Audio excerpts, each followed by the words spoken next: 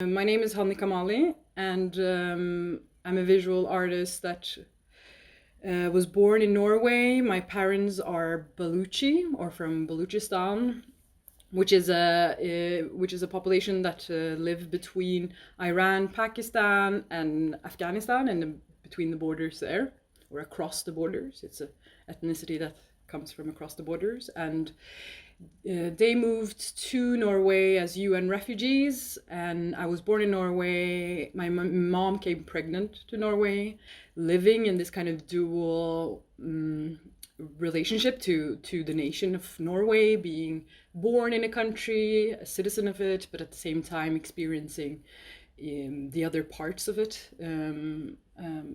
I think that's really affected how I view the world.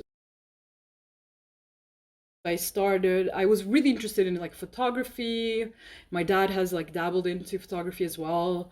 And then I was interested in literature, and then I studied filmmaking. In my frustration with filmmaking, I was suggested to go to an art school. Head, Hand, Eye started in a sense with quite a long term, or quite for many years I was quite interested in body parts, or our relationship to our bodies. I think like everyone who works with sculpture are obsessed with hands, for example, and that it showed up constantly, this kind of relationship to your body, and also separated as well, the fragmented body in relation to the creation and the formation of a subjectivity. And then that somehow gathered all these threads of interests in body parts, in the hands, in the eye, and in the head. And so from all the references that I had collected during that time, I delved deeper into that and tried to see how this imagery had worked and been activated throughout time, but also in relationship to historical events. The cast of The Hands of Thomas D'Arcy McGee, the colonial father of the Canadian Confederation. Assassinated, his only death mask was his hands. His head was too damaged by a bullet shot from the back. Like Rodin's Man with a Broken Nose. Head caved out, gaping hole.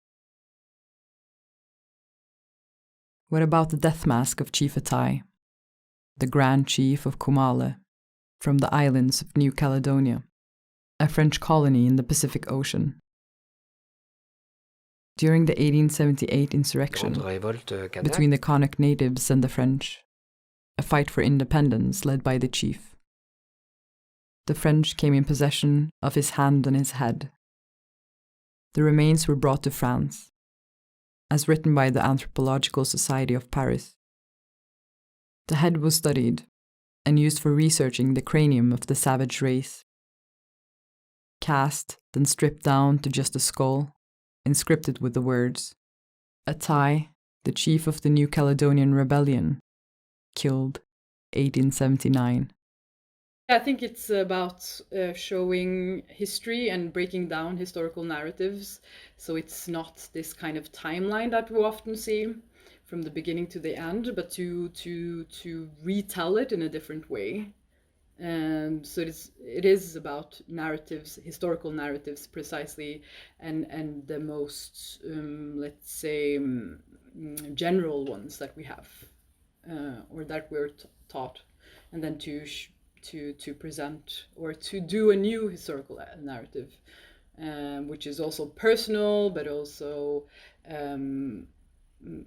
given in a sense that it takes events and things and mash it up together, instead of this kind of pure view of history that we often have, I think. Most of it is also about connections.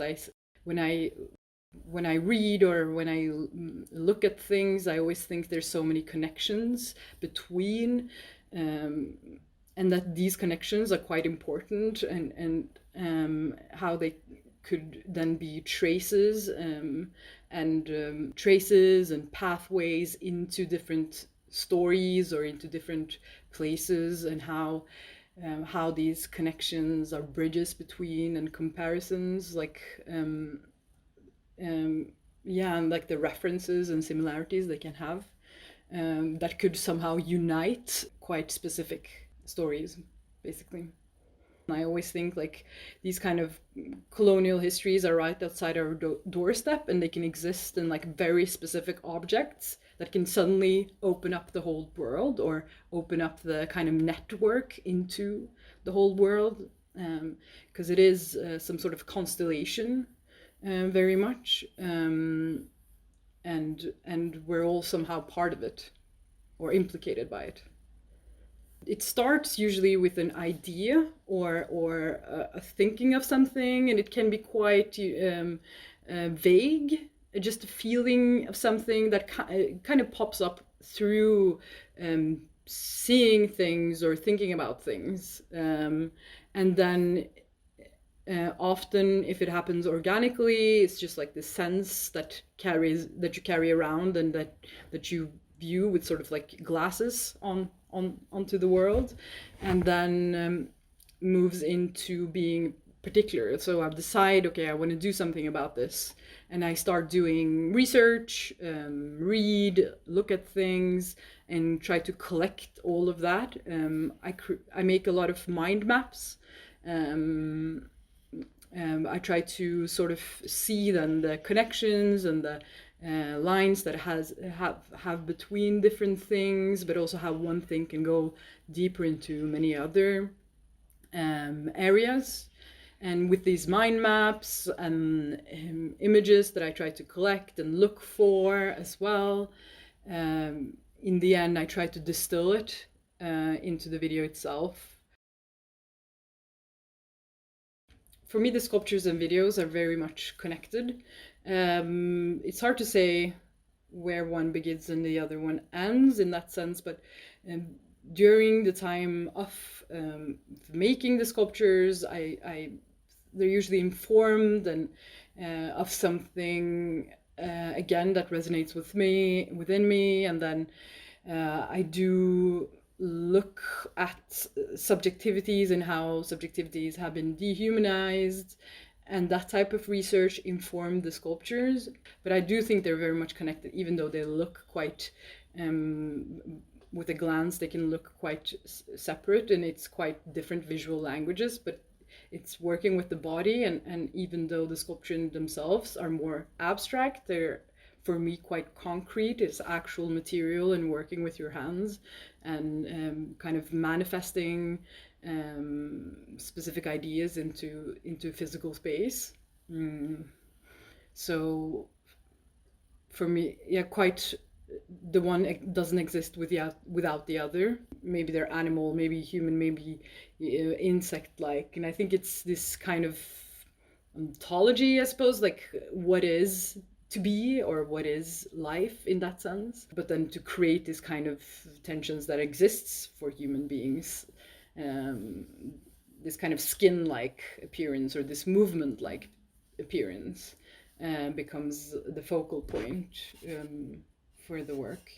The sculptures are named after people in this kind of named in honor, and then to play with that, like what happens if the people that have been victimized are the ones that are shown and or given this honor. And then there are also different kind of places in historical events that they have been oppressed by, and often it's state violence, or it is state violence that they have.